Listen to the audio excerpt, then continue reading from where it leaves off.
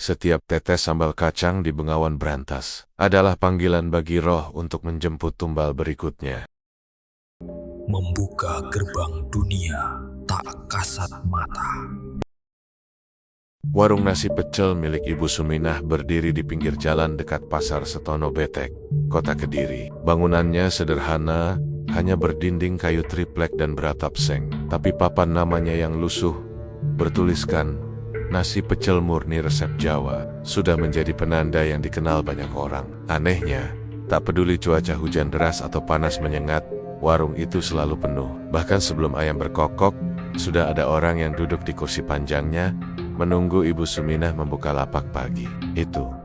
Jam masih menunjukkan pukul 4 subuh. Kabut tipis masih menyelimuti jalan, lampu jalan meredup, dan suara pasar dari kejauhan mulai terdengar samar. Namun, di depan warung Ibu Suminah, belasan orang sudah duduk atau berdiri. Sebagian menggigil kedinginan, tapi tetap bertahan. Tidak ada wajah lelah di antara mereka. Justru semuanya tampak penuh harap, seakan menunggu sesuatu yang jauh lebih penting dari sekadar sarapan. Ketika pintu kayu warung berderit dibuka, aroma kacang tanah sangrai yang harum langsung menyeruak keluar. Suara dengung lalat entah dari mana ikut mengiringi, namun anehnya tak satu pun pengunjung merasa terganggu. Mereka justru mendekat, menunduk hormat pada Ibu Suminah, lalu berebut masuk.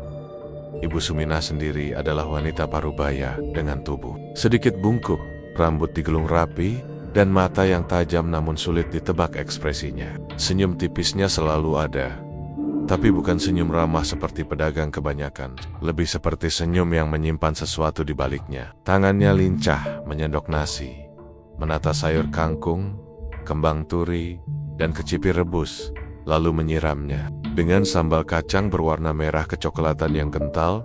Pelanggan pertama yang mendapat sepiring nasi pecel langsung menyuapinya tanpa menunggu panasnya hilang. Di sudut bibirnya sambal menetes, namun ia tak peduli. Matanya terpejam, nafasnya berat, dan mulutnya mengunyah seakan itu adalah makanan terbaik yang pernah ada. Lalu ia tersenyum sendiri, senyum yang aneh, sedikit terlalu lebar. Pelanggan berikutnya pun serupa. Begitu suapan pertama masuk ke mulut, tatapan mereka kosong beberapa detik, lalu berganti ekspresi puas. Suasana di warung itu terasa hangat, tapi bukan kehangatan biasa. Ada rasa seperti terlalu akrab. Orang-orang yang baru pertama kali datang langsung berbicara seperti sahabat lama, namun dengan nada dan gerak tubuh yang kaku. Di luar, antrean semakin panjang. Tidak ada yang mengeluh meski harus menunggu lama. Beberapa bahkan hanya berdiri memandangi piring-piring kosong di meja yang baru saja ditinggalkan pelanggan sebelumnya, seolah membayangkan rasa yang akan segera mereka dapatkan.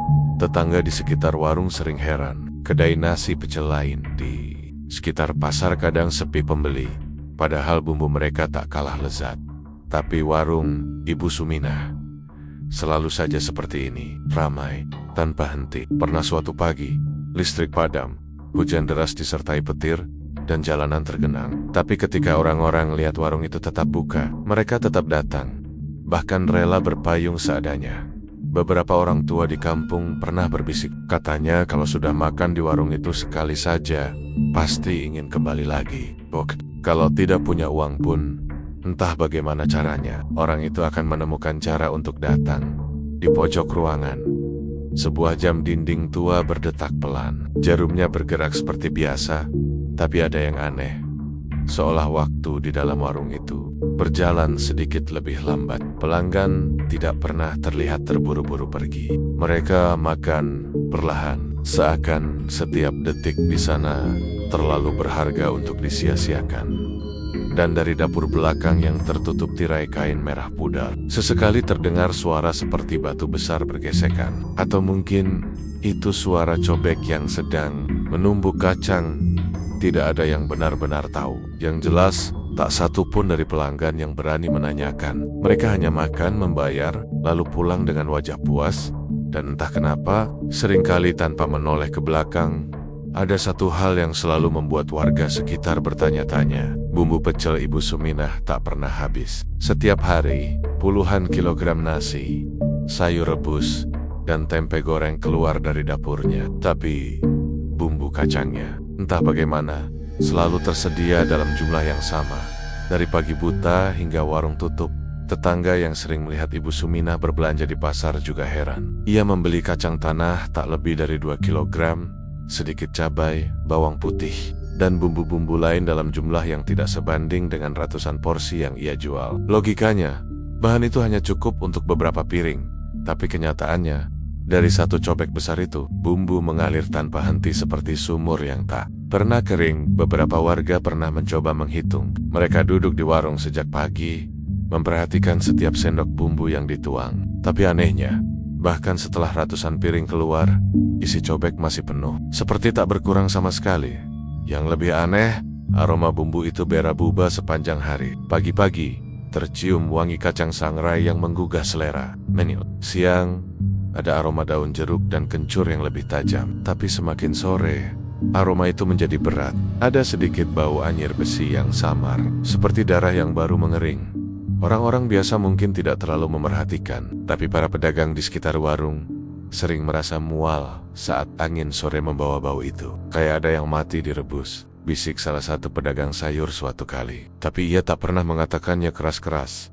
Di tengah semua keanehan itu, suara dari dapur belakang menjadi bahan gunjingan. Hampir setiap malam, warga sekitar mendengar bunyi duk, duk, duk berat, seperti sesuatu yang sedang ditumbuk di cobek batu berukuran raksasa. Bunyi itu selalu muncul lewat tengah malam, saat jalanan sudah sepi. Kadang diiringi suara seretan seperti benda berat yang digesek di lantai.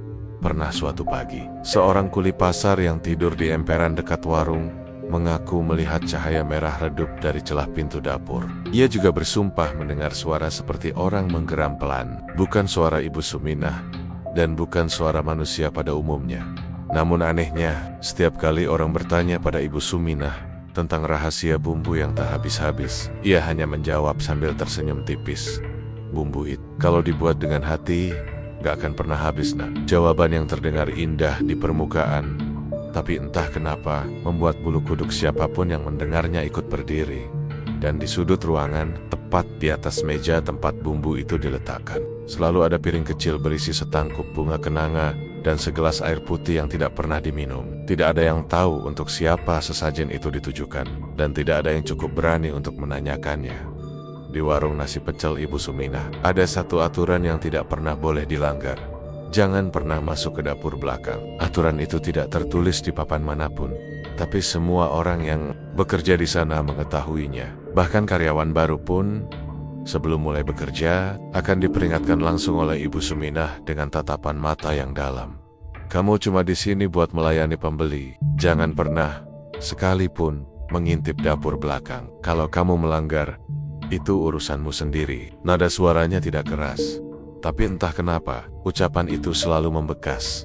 Pintu menuju dapur belakang tertutup tirai kain merah pudar yang menjuntai. Sampai lantai, tirai itu selalu bergerak pelan, seperti tertiup angin, padahal jendela di sana tertutup rapat. Dari sela kain, sesekali terlihat bayangan bergerak, tidak seperti siluet manusia, melainkan bentuk yang aneh, terlalu tinggi, dan terlalu kurus untuk ukuran tubuh orang biasa. Tidak ada yang tahu pasti apa yang ada di balik tirai itu. Yang jelas, siapapun yang melayani pelanggan hanya boleh mengambil bumbu kacang dari meja dekat pintu tirai. Tempat cobek besar selalu diletakkan. Sisanya, semua proses memasak dan persiapan makanan dilakukan di dalam oleh Ibu Suminah sendiri. Pernah, suatu kali sekitar setahun lalu, ada seorang karyawan baru bernama Ranto yang penasaran. Malam itu, setelah warung tutup, ia pura-pura membereskan meja, lalu mengintip ke balik tirai.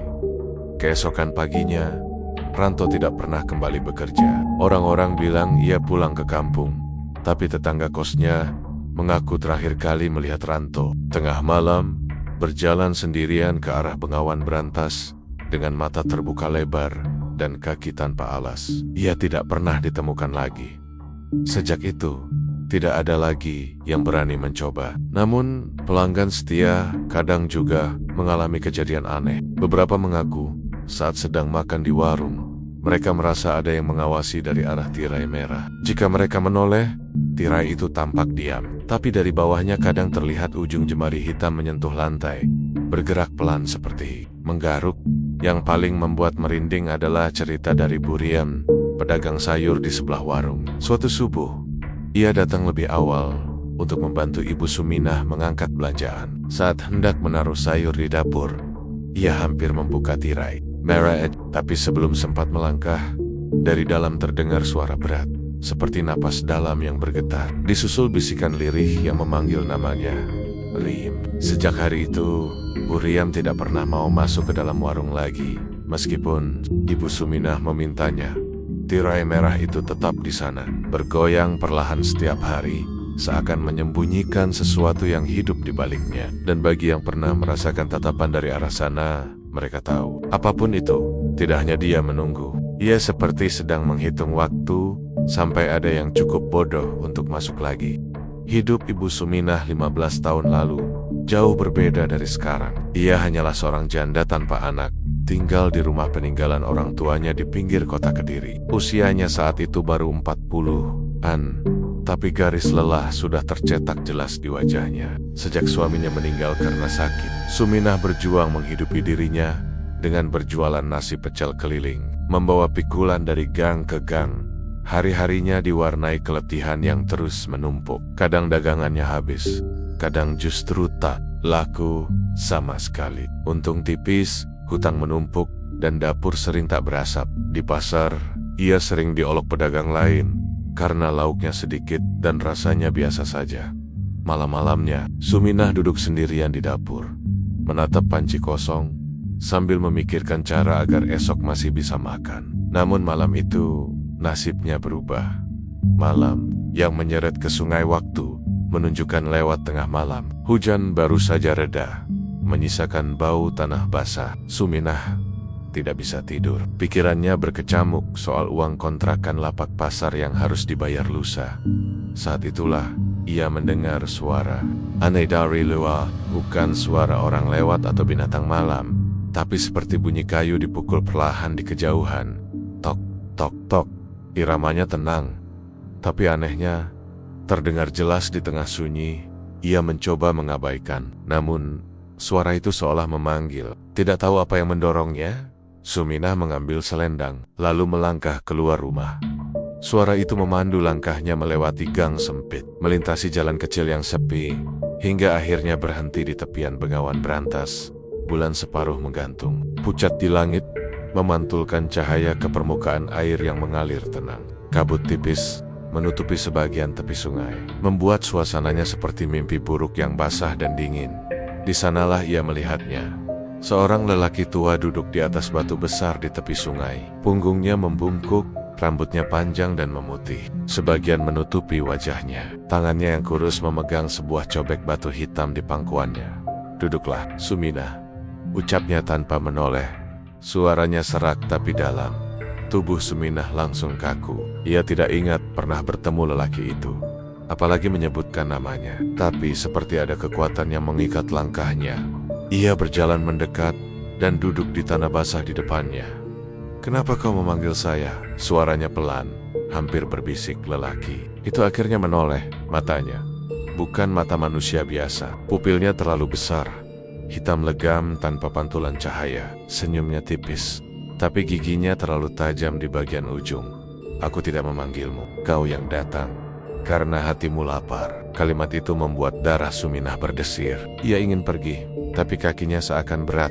"Aku tahu hidupmu, Suminah. Daganganmu sepi, hutang menjerat, dan kau sudah lelah melawan nasib. Kau ingin ramai pembeli. Kau ingin orang berebut makananmu, bahkan rela membayar mahal untuk itu."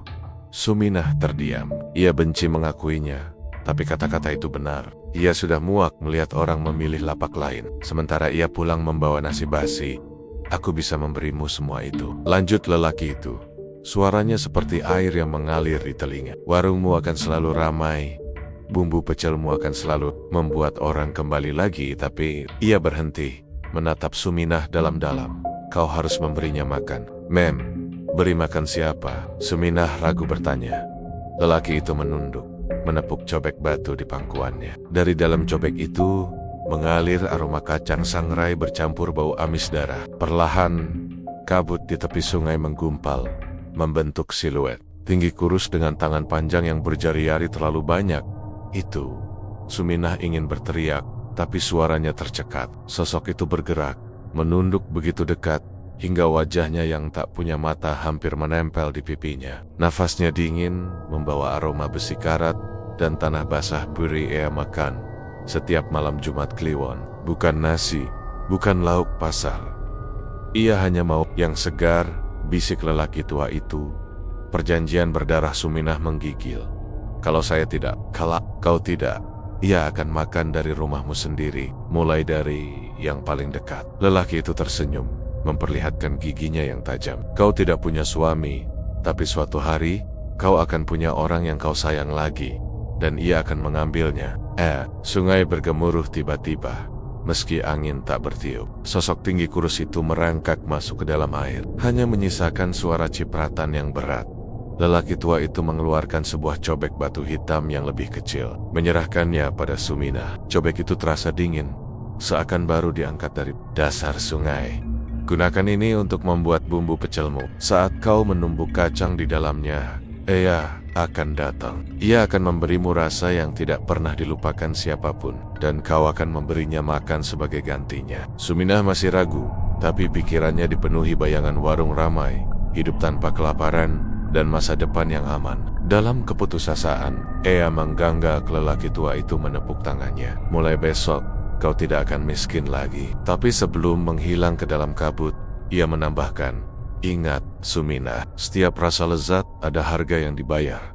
Dan harga itu selalu lebih mahal dari yang kau kira. Warung yang tiba-tiba ramai sejak malam itu, hidup Suminah berubah.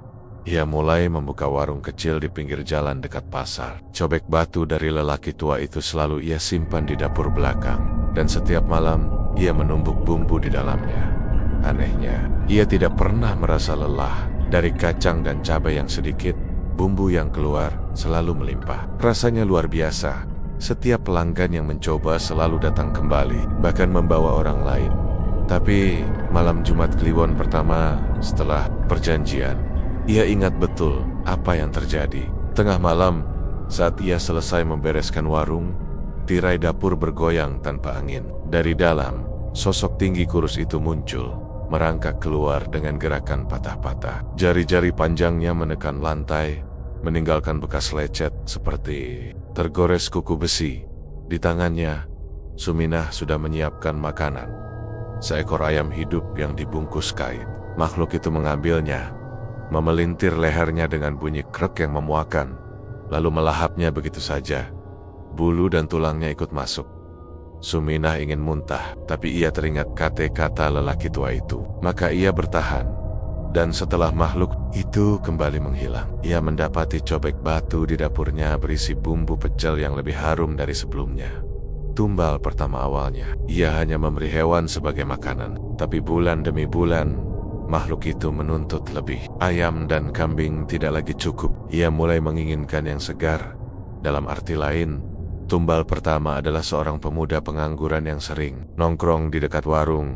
Malam itu, hujan deras, dan pemuda itu berteduh di emper warung. Suminah, dengan hati berdebar, mengajaknya masuk, memberinya makan, lalu membiarkan makhluk itu mengambilnya dari balik tirai merah. Keesokan paginya, tidak ada jejaknya, kecuali sandal basah yang tertinggal di dekat pintu belakang. Sejak saat itu, warung nasi pecel Ibu Suminah tidak pernah sepi. Tapi setiap malam Jumat Kliwon, di dapur belakang, tirai merah itu selalu bergoyang pelan, menandakan waktu memberi makan sudah tiba. Dan setiap kali aroma bumbu kacang tercium, entah dari cobek atau dari arah sungai, Suminah tahu perjanjian itu masih berlaku dan tidak akan pernah berakhir sampai sesuatu mengambil tempatnya. Bumbu pecel buatan Ibu Suminah perlahan menjadi sesuatu yang jauh lebih dari sekadar pelengkap makanan. Ia bukan hanya sambal kacang biasa, ia adalah pintu yang menghubungkan dunia manusia dengan sesuatu yang haus dan tak pernah puas. Sejak perjanjian di tepi Bengawan Berantas itu, setiap kali cobek batu hitam di dapur belakang digunakan, udara di warung berubah. Pagi-pagi aroma kacang sangrai, daun jeruk, dan kencur membuat siapapun yang menciumnya merasa lapar. Bahkan jika mereka baru saja makan. Namun menjelang sore, wangi itu bergeser, menjadi berat, pekat, dan ada lapisan tipis bau anyir yang menempel di hidung. Aneh, pelanggan yang sudah terbiasa justru tampak semakin tergoda setiap kali bau itu muncul. Sementara orang-orang yang tak pernah makan di sana sering merasa mual atau pusing hanya lewat di depannya. Saat bumbu itu ditumbuk di cobek batu, suara tumbukan bukan sekadar bunyi ulekan menghantam kacang. Ada gema halus, seperti bunyi napas berat yang ikut bercampur, kadang diiringi bisikan lirih yang tidak berasal dari mulut siapapun. Beberapa karyawan lama mengaku pernah mendengar suara itu memanggil nama mereka saat mereka sedang melayani pembeli. Tidak semua kuat menahannya. Pernah ada seorang karyawan bernama Lastri yang mencoba membantu menumbuk kacang saat Ibu Sumina keluar sebentar. Begitu sendok kayu menyentuh cobek, ia terdiam, tubuhnya kaku, dan matanya terbelalak menatap bumbu yang berputar sendiri di dalam cobek. Saat ia sadar kembali, matanya sembab seperti habis menangis, dan ia berkata, ia melihat puluhan wajah pucat tenggelam di dalam sambal. Semuanya membuka mulut libar-libar, seolah meminta tolong. Lastri berhenti bekerja keesokan harinya tanpa pamit. Pelanggan pun mulai menunjukkan tanda-tanda aneh. Orang-orang yang baru pertama kali makan di warung itu akan datang kembali keesokan harinya, lalu lagi dan lagi, tanpa jeda. Semakin sering mereka makan, tubuh mereka tampak berubah. Kulit mereka semakin pucat, mata cekung, dan bibir memucat. Tapi senyum mereka selalu ada setiap kali mengangkat sendok berisi pecel itu. Ada yang bahkan mengaku mulai mendengar suara dari dalam piring suara yang menyuruh mereka menghabiskan makanan tanpa sisa. Pernah seorang bapak parubaya yang sudah menjadi pelanggan tetap tiba-tiba pingsan di meja. Sendok masih tergenggam. Saat orang-orang mencoba menolongnya, mereka menemukan di bawah lidahnya ada butiran kecil seperti kacang yang bukan berasal dari bumi. Warnanya hitam pekat dan hangat seperti baru saja dipanaskan. Kabar itu hanya beredar diam-diam karena tidak ada yang berani menyebarkannya terlalu jauh. Pada malam Jumat Kliwon, pengaruh bumbu itu semakin kuat. Pelanggan yang makan di sore hari akan mulai melamun, tatapan mereka kosong, dan beberapa pulang dengan langkah sempoyongan, seolah dibimbing oleh sesuatu yang tak terlihat. Beberapa tidak pernah kembali, dan hanya keluarga mereka yang kemudian mendatangi warung, bertanya apakah mereka sempat makan di sana. Ibu Suminah selalu tersenyum tipis dan berkata, banyak yang mampir ke sini. Saya tidak ingat satu-satu, tapi dalam hatinya, ia tahu bumbu itu sudah menjalankan tugasnya, memanggil roh yang lapar, memberi tanda siapa yang akan menjadi hidangan berikutnya. Dan setiap kali ia mencium aroma bumbu yang menguat di malam hari, ia tahu bahwa makhluk itu sedang mendekat, melintas di antara meja-meja, memilih mangsa dengan sabar, menunggu waktunya tiba. Tak ada yang pernah benar-benar sadar kapan mereka mulai menjadi bagian dari perjanjian Ibu Suminah. Para pelanggan yang awalnya datang hanya untuk mencicipi nasi pecel lezat itu, lama-kelamaan seperti kehilangan kemauan sendiri. Mereka selalu kembali, tak peduli hujan badai, banjir, atau bahkan sakit. Beberapa di antara mereka yang datang terlalu sering mulai menunjukkan perubahan yang mengerikan. Mata mereka perlahan memerah di bagian putihnya, kulitnya pucat keabu-abuan, dan langkah mereka semakin lemah. Namun anehnya, setiap kali makan, wajah mereka selalu tampak begitu bahagia. Mereka duduk berlama-lama, mengunyah perlahan, seakan takut suapan terakhir akan mengakhiri kebahagiaan itu. Yang lebih menyeramkan adalah pola hilangnya para pelanggan itu. Hampir setiap bulan, tepat malam sebelum Jumat Kliwon, 1 atau 2 pelanggan setia tidak lagi muncul di warung. Awalnya, warga mengira mereka pergi keluar kota atau pindah rumah. Namun cerita yang beredar diam-diam di kampung menyebutkan hal lain. Orang-orang itu tidak pernah benar-benar pergi. Mereka lain, keluarga mereka panik, melapor ke polisi, mencari ke rumah sanak saudara, tapi tidak pernah ada jejak. Yang tersisa hanyalah benda terakhir yang mereka kenakan atau bawa saat terlihat di warung Ibu Suminah: tas, jaket, sandal, atau bahkan sepeda motor yang ditemukan terparkir tak jauh dari tepian Bengawan Berantas. Kuncinya masih menancap tetangga. Di sekitar sungai kadang bercerita, pada malam-malam itu mereka melihat sesuatu menyeret barang berat ke arah air. Bentuknya samar dalam gelap, tapi gerakannya cepat, seolah terbiasa membawa beban hidup. Air sungai akan bergolak sebentar, lalu kembali tenang, meninggalkan riak yang perlahan menghilang. Ibu Suminah selalu berpura-pura tidak tahu apa-apa. Bahkan ketika keluarga korban datang, langsung menanyainya. Senyumnya tetap sama senyum tipis, yang tidak memberi jawaban. Namun di dapur belakang, pada malam-malam itu, tirai merah bergoyang, meski pintu dan jendela tertutup rapat. Cobek batu di mejanya penuh dengan bumbu kacang yang aromanya jauh lebih menyengat dari hari-hari biasa, membuat siapapun yang menciumnya merasa lidahnya panas dan perutnya kosong meski baru saja makan. Yang paling membuat merinding adalah pengakuan seorang pemuda bernama Randi, satu-satunya yang selamat dari kemungkinan menjadi tumbal. Malam itu ia makan nasi pecel di warung sendirian. Saat suapan ketiga, matanya tiba-tiba gelap dan ia merasa seperti berada di tepi sungai. Dari air, sesosok tinggi kurus dengan jari-jari panjang merayap ke arahnya, memanggil namanya tanpa suara. Randi terjatuh dari kursi, napasnya tersengal. Untungnya, seorang pedagang di sebelah warung menyiramnya dengan air dingin, membuatnya tersadar. Sejak itu, ia tidak pernah mau mendekati warung lagi. Bahkan memilih memutar jauh jalannya setiap kali harus melewati daerah itu. Namun sebagian besar korban tidak seberuntung Randi. Mereka yang sudah terpilih oleh makhluk itu akan datang tanpa sadar pada malam Jumat Kliwon. Bahkan ketika warung sudah tutup, mereka akan berdiri di depan pintu, mengetuk perlahan, dan tirai merah di dapur akan bergerak dari dalam menyambut mereka. Setelah itu, tak ada yang tahu pasti apa yang terjadi, selain satu hal: suara air sungai yang bergolak di kejauhan, seolah mengunyah mangsanya di bawah cahaya bulan. Orang-orang mulai berbisik tentang satu hal aneh di warung Ibu Suminah. Warung itu tidak pernah buka atau ditempati pada malam tertentu. Malam itu tidak ditentukan oleh kalender biasa, tapi selalu jatuh pada hari-hari yang sialan. Dipilih oleh sungai, kadang bertepatan dengan hujan deras, kadang pada malam cerah dengan bulan purnama yang bulat sempurna. Pada malam-malam itu, pintu warung akan tertutup rapat, tirai merah di dapur digulung dan disimpan, dan seluruh meja kursi dirapikan seperti tidak ada aktivitas. Dari luar, seolah hanya warung kosong yang sedang libur. Tapi bagi mereka yang pernah nekat mendekat, kesan itu segera berubah jadi mimpi buruk.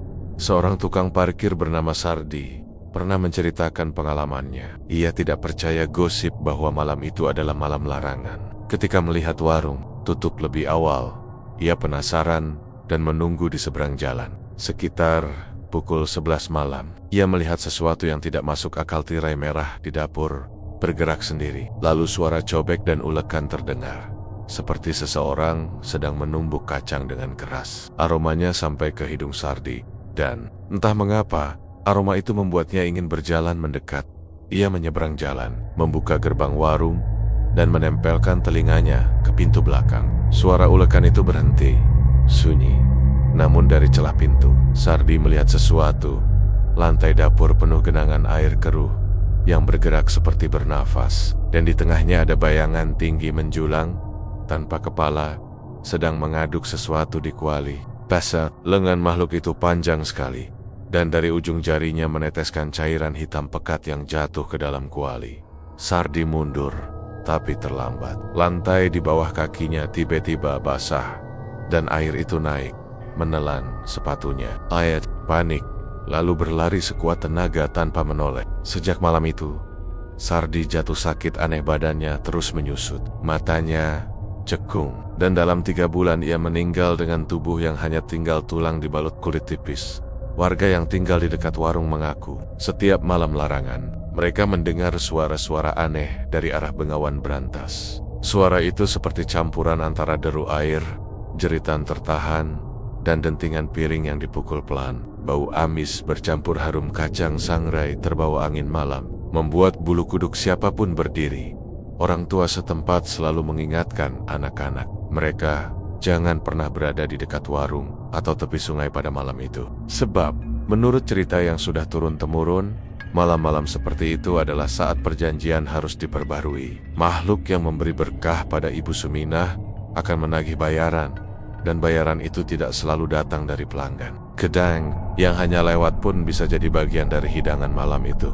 Yang lebih mengerikan lagi, pernah ada seorang pria yang sengaja menginap di rumah kontrakan kecil tepat di sebelah warung. Demi membuktikan semua itu hanyalah mitos, keesokan paginya, rumah itu kosong. Semua barangnya masih ada, lampu menyala, pintu terkunci dari dalam, tapi penghuninya lenyap, seakan ditelan bumi.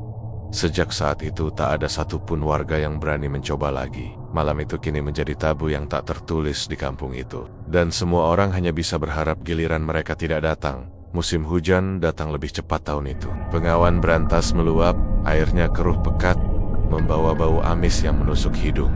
Malam-malam larangan menjadi semakin sering. Sioliola makhluk dari sungai itu semakin lapar. Ibu Suminah mulai terlihat pucat dan matanya cekung. Orang-orang mulai memperhatikan bahwa ia jarang lagi terlihat tersenyum seperti dulu. Warung nasi, pecelnya masih ramai di siang hari, tapi ada yang berbeda. Beberapa pelanggan tetap tiba-tiba menghilang. Kabar kematiannya hanya terdengar dari bisik-bisik. Semua kematian itu sama. Mendadak, tubuh kurus kering, wajah seperti ketakutan sebelum warga mulai mengaitkan semua itu dengan warung Ibu Suminah. Tapi tidak ada yang berani mengucapkannya garis-garis. Suatu sore, hujan deras turun tanpa henti. Air dari berantas naik sampai nyaris menyentuh jalan depan warung. Ibu Suminah duduk di kursinya, memandang keluar jendela dengan mata kosong. Di tangannya, ulekan sambal kacang bergetar pelan. Siala ayat tahu, malam ini bukan malam biasa. Malam ini adalah malam ketika semua akan ditagih sekaligus. Ketika senja tenggelam, dari arah sungai terdengar suara aneh. Dengungan berat seperti ratusan suara bercampur menjadi satu. Tyrim di dapur mulai bergerak sendiri, padahal semua jendela tertutup rapat. Bau kacang goreng bercampur amis anyir memenuhi udara. Ibu Suminah menutup wajahnya, bibirnya bergetar. Lalu ia berkata pelan, seakan berbicara kepada seseorang yang tak terlihat. Beri aku waktu lagi. Namun suara itu menjawab dari dalam kuali, lirih tapi jelas. Waktumu habis. Air mulai merembes dari bawah pintu dapur. Bukan air hujan, melainkan air sungai yang keruh pekat, mengalir masuk seolah memiliki kemauan sendiri. Arusnya membawa potenggen-potenggen benda yang sulit dikenali ada, yang seperti rambut manusia. Ada pula yari-gemari kecil yang membusuk. Semua itu mengitari kaki Ibu Suminah, lalu memaksanya berdiri. Pintu belakang terbuka dengan benturan keras, memperlihatkan sosok tinggi menjulang tanpa kepala yang pernah dilihat Sardi. Sosok itu berdiri di ambang pintu, lengan panjangnya menggapai, dan dari bekas lehernya keluar kabut hitam pekat. Terlihat jelas bahwa halaman belakang warung sudah tidak lagi terhubung dengan tanah. Biasa semuanya berubah menjadi permukaan air berantas yang bergolak, seolah warung kini berdiri tepat di atas sungai itu. Ibu Suminah berusaha mundur, tapi arus air justru mendorongnya ke depan. Kau sudah diberi 7 kali panen darah, dan kau gagal menutup siklus. Suara itu bergema dari segala arah. Tangisan Ibu Suminah tenggelam dalam deru air ketika sosok itu meraihnya. Dalam sekejap, tubuhnya terhuyung ke belakang, lalu terhisap ke dalam air yang berputar seperti pusaran maut. Jeritannya terdengar hanya sekali, lalu hilang sepenuhnya. Keesokan paginya, warung itu ditemukan kosong. Semua peralatan masak masih ada. Sambal kacang diulekan masih segar seperti baru diulek. Tapi Ibu Suminah tidak ada. Lantai dapur basah, dan di tengah genangan air ada satu piring nasi pecel yang terhidang lengkap tempe, sayur rebus, sambal kacang dengan sepotong daging yang tampak terlalu merah untuk sekadar daging sapi. Warga akhirnya menutup warung itu untuk selamanya. Namun pada malam-malam tertentu, terutama ketika berantas meluap, dari dalam bangunan yang terkunci itu masih terdengar suara ulekan dan aroma kacang yang menggoda siapapun yang lewat. Bagi orang-orang Kediri, itu adalah pengingat bahwa setiap perjanjian yang dibuat dengan darah selalu berakhir dengan kejatuhan yang tak terelakkan. Hujan terus mengguyur Kediri selama berhari-hari setelah hilangnya Ibu Suminah. Sungai Bengawan Berantas yang biasanya mengalir tenang kini meluap. Airnya berwarna coklat kehitaman dan penuh busa, seperti sedang menyembunyikan rahasia yang tak ingin terkuak. Warga sekitar menghindari sungai itu, bukan hanya karena derasnya arus, tapi juga karena bau amis anyir yang semakin menusuk sejak malam lenyapnya sang pemilik warung. Pada malam ketiga setelah kejadian itu, Sardi tetangga yang pernah diam-diam melihat makhluk tanpa kepala di dapur Ibu Suminah nekat mendatangi tepi sungai. Ada dorongan aneh yang membuatnya tak bisa tidur. Langkahnya berat, hujan rintik membasahi kepalanya. Dan setiap kali angin bertiup, terdengar samar-samar suara ulekan sambal kacang. Semakin dekat ia ke tepi sungai, semakin jelas suara itu, bercampur dengan suara lirih perempuan yang seperti sedang memanggil namanya, Arus. Bengawan berantas berkilauan di bawah cahaya bulan yang terhalang awan. Di tengah pusaran air, Sardi melihat sesuatu yang membuat darahnya membeku. Sebuah kursi kayu dari warung nasi pecel mengapung perlahan. Di atasnya terletak piring nasi pecel lengkap dengan sambal kacang yang menetes ke air. Setiap tetes sambal itu menyentuh permukaan sungai, muncul jelambang-jelambang besar. Lalu dari dalam air tampak tenggen-tenggen pucat yang muncul sebentar sebelum menghilang kembali. Lalu ia melihatnya, sosok Ibu Suminah pucat, rambutnya terurai basah, matanya kosong, bibirnya membiru berdiri di tengah sungai yang dangkal. Tapi meski air hanya sebatas pinggang, tubuhnya tak bergoyang sedikit pun, seperti menancap di dasar sungai. Dari melat mengalir air keruh bercampur serpihan kacang, dan di tangannya ia menggenggam ulekan batu yang meneteskan cairan merah gelap. Sardi ingin lari, tapi kakinya seakan terkunci. Ibu Suminah perlahan mengangkat tangannya, mengisyaratkan agar ia mendekat. Saat itulah Sardi melihat bahwa tubuh di belakang Ibu Suminah bukan hanya satu, ada puluhan sosok. Wajah-wajah yang dikenalnya sebagai para pelanggan yang hilang. Mereka berdiri diam di air, mata kosong, kulit membengkak dan membiru. Sebagian memegang piring nasi pecel yang sudah berlumut. Air sungai tiba-tiba bergelek. Pusaran besar terbentuk, menyeret kursi, piring, dan makhluk-makhluk itu semakin ke tengah. Dari dalam pusaran muncul kembali sosok raksasa tanpa kepala. Tubuhnya menjulang setinggi pohon kelapa. Lehernya memuntahkan kabut hitam yang menyelimuti semua sosok di sekitarnya. Dari dalam kabut itu terdengar suara bergema. Perjanjian selesai. Semua kembali pada Bengawan. Ibu Suminah menoleh terakhir kali ke arah Sardi. Senyumnya tipis, namun matanya basah. Lalu tubuhnya tersedot ke dalam pusaran air bersama semua korban lainnya. Dalam hitungan detik, semuanya hilang. Air sungai kembali mengalir seperti biasa. Tenang seakan tidak pernah terjadi apa-apa. Keesokan paginya, warga menemukan Sardi tergeletak pingsan di tepi sungai. Ketika sadar, ia hanya bisa menangis dan berkata bahwa warung itu, perjanjian itu, dan semua tumbal telah kembali ke Bengawan Berantas. Tidak ada yang benar-benar mempercayainya. Tapi sejak saat itu, tak seorang pun berani makan nasi pecel yang dijual di dekat sungai. Namun, setiap kali hujan deras dan Bengawan Berantas meluap, dari tengah arus terdengar suara ulekan dan aroma sambal kacang yang menggoda. Warga tahu itu bukanlah ajakan untuk makan, melainkan undangan untuk menjadi hidangan berikutnya.